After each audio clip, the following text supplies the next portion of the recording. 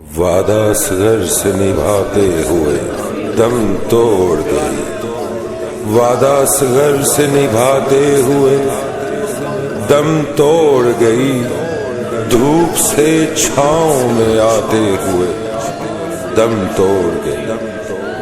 قبر اصغر پہ بھلا کون جلائے گا چراغ، خود کو اس غم میں جلاتے ہوئے دم توڑ گئی۔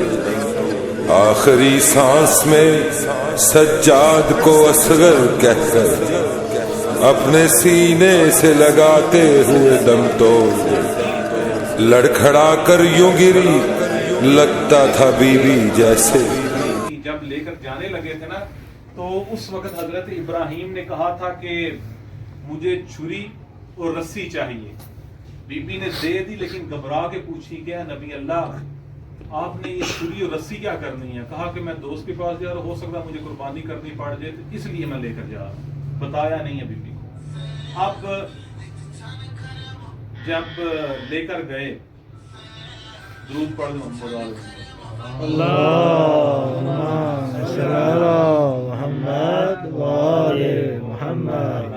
ہوتے ہیں ان کے آگے پیچھے بچے بچے بھی بادشاہ کے رہتے ہیں، انہوں نے کوئی نہیں ہوتا ہے، ہم تو عام معمولی سے ذاکر ہیں تو ہمیں تھوڑی بہت وہ تو کبھی لگاتے بھی ہیں بچوں سارا جو ہے نا وہ ٹیمپو پر ہو جائے گا۔ محمد والے محمد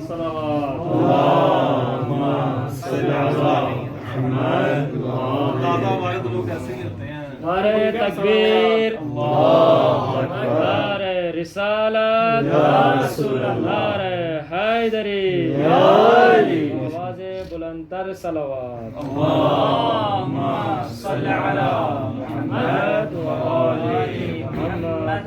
اچھا، جب قربان گاہ پر لے کر گئے حضرت اسماعیل کو اور حضرت ابراہیم نے جب وہ سارا، آپ کو پتہ مجھ سے زیادہ بہتر جانتے ہیں، وہ فدیہ آ گیا اور وہ والا دن بھی عید کا دن قرار دے دیا گیا، اور جب واپس لے کر آئے تو یہی ذہن میں تھا کہ یہ قضیہ بیان کس طرح کروں، اگر اس کی ماں نے پوچھ لیا، لیکن بیان کوئی نہ کیا۔ لیکن کچھ دنوں بعد جب حضرت ہاجرہ علیہ السلام نے حضرت اسماعیل کے کپڑے یا ان کا کرتا جب اتارا نا، تو جب کرتا اتار رہی تھی اس وقت گلے پر ان کو ایک خط نظر آ گیا۔ جب خط کو دیکھا تو بی بی تڑپ گئی۔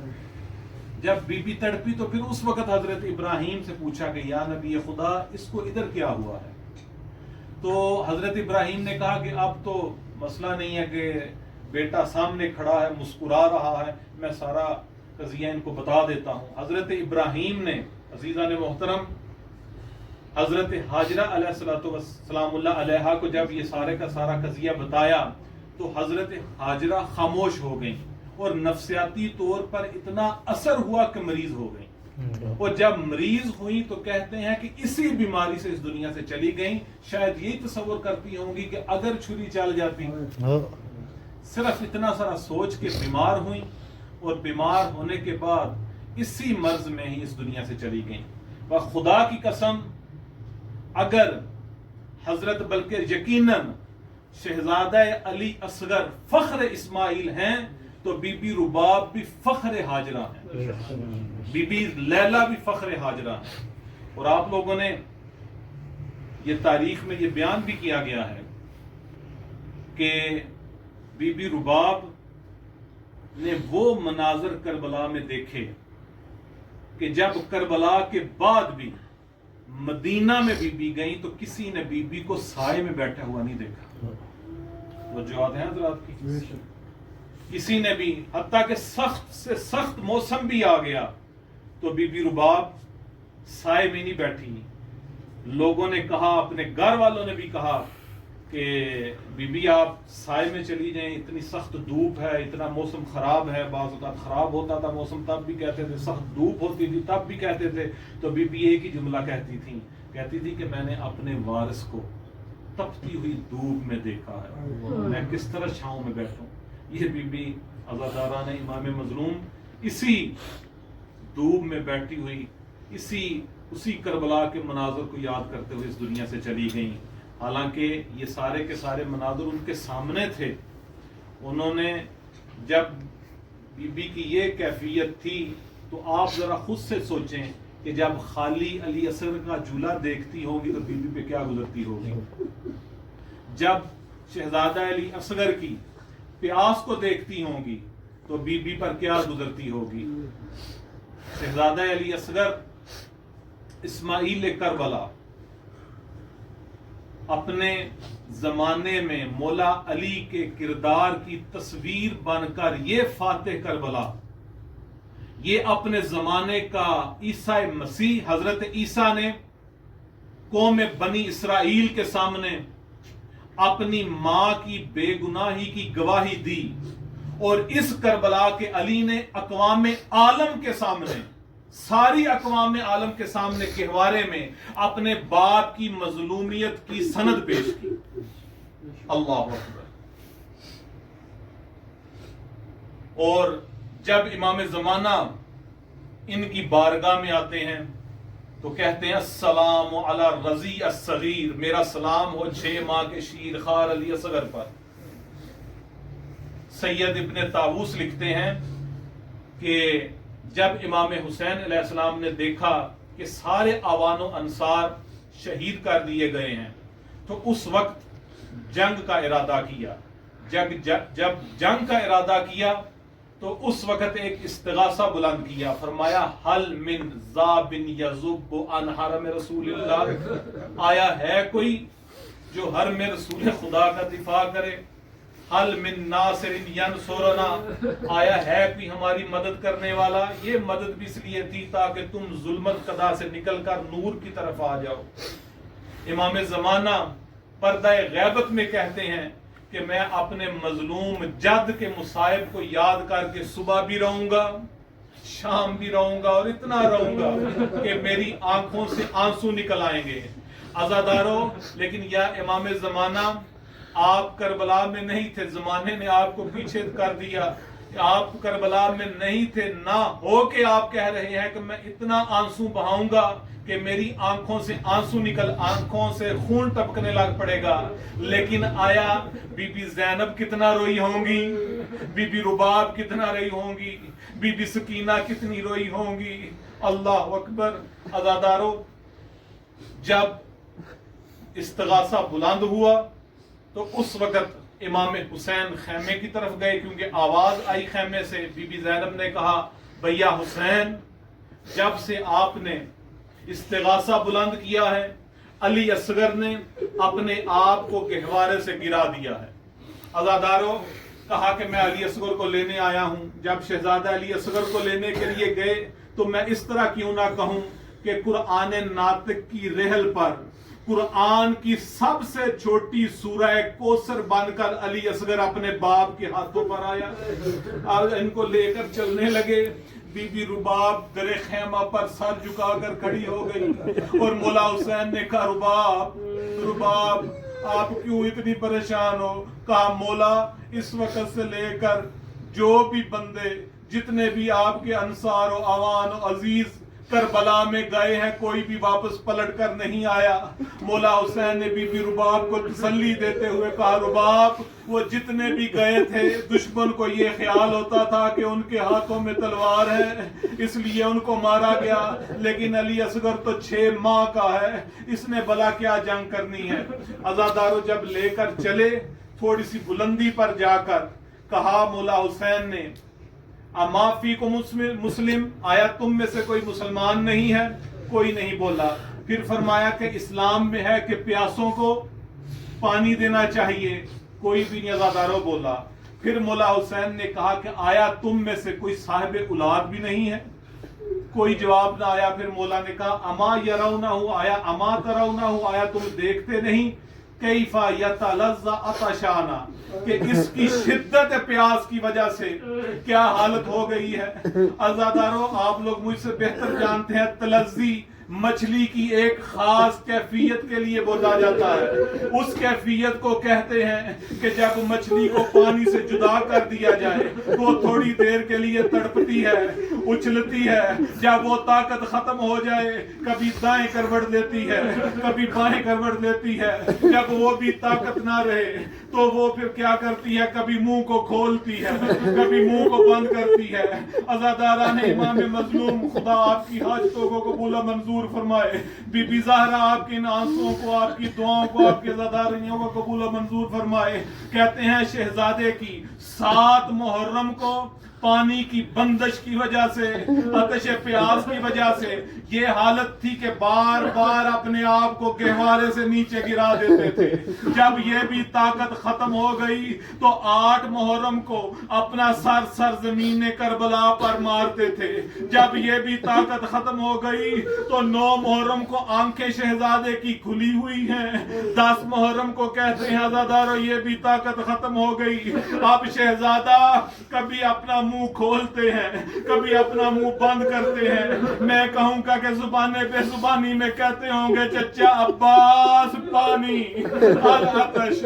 عزادارو مولا حسین نے شہزادے کو جب لے کر گئے اور یہ کہا, آگے سے جواب ملا, کہتے ہیں حسین جب تک یہ بچہ خود پانی نہیں مانگے گا ہم پانی نہیں دیں گے. آپ ذرا بتائیں 6 ماہ کا بچہ پانی مانگ سکتا ہے؟ کہا جب تک یہ نہیں کہیں گے اس وقت تک ہم پانی نہیں دیں گے. اور یہ نازوں کا پلا بچہ جب خیمے میں تھا, گہوارے میں ماں کے آنچل کے سائے میں تھا. جب میدان میں آیا تو باپ کی ابا کے سائے میں تھا. اب تڑپتا ہوا علی اصغر ہے اور دھوپ میں جلتی ہوئی ریت پر مولا حسین نے جوں ہی رکھا. مولا حسین کے سینے میں بھی عزادارو باپ کا دل ہے. جب رکھا دیکھا گرم ریتا, فوراً علی اصغر کو اٹھا لیا. اٹھانے کے بعد ایک جملہ کہا میرے علی اصغر تو حجت خدا کا فرزند ہے, اپنی زبان سے اپنی پیاس کی کیفیت کو بیان کر. عزادارو جب شہزادہ سرزمین کربلا پر آیا, آ کر اپنی خشک زبان کو اپنے خشک ہونٹوں پر پھیرنا شروع کیا. میں کہتا ہوں زبان بے زبانی میں علی اصغر کہتا ہوگا العطش العطش العطش. جب شہزادے کی اس کیفیت کو جب شہزادے کی اس کیفیت کو فوج اشکیا نے دیکھا تو ان میں کوہرام بپا ہو گیا. وہ کہنے لگے عمر سعد سے, اے عمر سعد اس بچے کا کیا قصور ہے, اس بچے نے تمہارے ساتھ کیا کیا ہے؟ ہم بھی اولاد والے ہیں, ہم سے اس کی پیاس برداشت نہیں ہوتی. اس ملعون نے کہا این ہرملا, ہرملا کہاں ہے؟ ہرملا کو کہتا ہے اقطع کلام الحسین, حسین کے کلام کو قطع کر دے, اس کی پیاس کا ازالہ کر دے. عزادارو نان مسلم نے ایک کتاب لکھی ہے کہ ہرملا نے چلہ کمان میں تیر جوڑا, اور یہ تیر کون سا تھا وہ نان مسلم اپنی کتاب میں لکھتا ہے. زمانہ جہلیت میں مختلف قسم کے اسلحے استعمال ہوتے تھے. ان اسلحوں میں ایک ایسا بھاری اسلحہ ہوتا تھا جو بعد میں استعمال نہیں کیا گیا. وہ کس لیے ہوتا تھا؟ دشمن کے جنگی گھوڑوں کو مارنے کے لیے جب مارا جاتا تھا تو وہ گھوڑا کو جب وہ تیر لگتا تھا تو وہ گھوڑا فوراً تڑپ کے گر کے مر جاتا تھا. وہ کہتا ہے کہ کربلا میں 4 جگہوں پر اس تیر کو استعمال کیا گیا. پہلا تیر مشک سکینہ پر, دوسرا تیر چشم عباس پر, تیسرا تیر الکون علی اصغر پر. عزادارو جب اس نے چلہ کمان میں تیر کو جوڑنا چاہا, تیر جوڑتا تھا, تیر نیچے گر گیا. دوسری دفعہ, تیسری دفعہ عمر سعد ملعون کہتا ہے کہ او بدبخت, او ملعون, تو اتنا ماہر تیر انداز ہے, یہ کیا کر رہا ہے؟ کہتا ہے عمر سعد جو میں دیکھ رہا ہوں تو نہیں دیکھ رہا. میں جب تیر کو چلہ کمان میں جوڑتا ہوں تو خیمے کا پردہ ہلتا ہے, ایک پردہ دار کی آواز آتی ہے, ایک ماں تڑپ جاتی ہے. عزادارو اس نے جب چلہ کمان میں تیر جوڑا اور شہزادہ علی اصغر کی طرف اس نے پھینک لگا وہ تیر آیا، وہ تیر ایسا وزنی تھا کہ جب شہزادہ علی اصغر کو لگا، شہزادہ اب تک باپ کے ہاتھوں میں آ چکا تھا، اور جب تیر لگا تو علی اصغر باپ کے ہاتھوں پر کتنے اوپر تڑپے، اللہ اکبر کہتے ہیں جب تڑپے۔ بعض علماء تو یہ کہتے ہیں کہ باب سیرت تھا، حجت خدا کا فرزند تھا، آگے بڑھ کر تیر ستم کا استقبال کیا، لیکن بعض کہتے ہیں کہ ایسا نہیں تھا، بلکہ وہ بات کی کہ ماؤں کے دل پارا پارا ہو جائیں گے۔ کہتے ہیں کہ 6 شعبہ تیر تھا، تیر کا وزن بہت زیادہ تھا، علی اصغر کا گلا بہت چھوٹا تھا۔ جب علی اصغر کو تیر لگا تو علی اصغر تیر کے وزن سے اوپر تک اٹھے، حتیٰ کہ بعض یہ بھی کہتے ہیں کہ اگر مولا حسین کا بازو نہ ہوتا تو جدھر جدھر تیر ادھر ادھر علی اصغر جاتا۔ اب میں نے ایک سخدران سے سنا ہے کہ علی اصغر کو لے کر ہزادار جب واپس آنے لگے، 4 سال کی بطول کربلا آئی، آگے کہتی ہے بابا بابا سکینہ بھی تو پیاسی ہے، سکینہ کو پانی پلا دے۔ علی اصغر کو پانی پلا دیا، ہزادار وفا کا دامن پلٹا، جب دیکھا نہر ہوتا ہوا علی اصغر دوڑ کے ماں کے پاس چلی گئی۔ ہزاداروں انہی موقعوں پہ مولا حسین نے آپ کو یاد کرتے ہوئے کہا تھا، شیعتی ماما اور میرے شیعوں جب ٹھنڈا پانی پینا اور میرے حسین کی پیاس کو یاد کر لینا۔ اے کاش تم سارے کے سارے کربلا میں ہوتے، مولا ہوتے تو کیا کرتے؟ کہتے دیکھتے کئی فائز تسکیل طفلی، دیکھتے کہ میں اپنے علی اصغر کے لیے کیسے پانی مانگتا رہا، اور ان لوگوں نے زہرا کے لال کا سوال کتنی بے دردی کے ساتھ پلٹا دیا۔ عزادار و ذوالفقار کے ساتھ خیمے کی پشت پر اصغر کو لٹایا اور قبر تیار کی، قبر جب تیار کی اور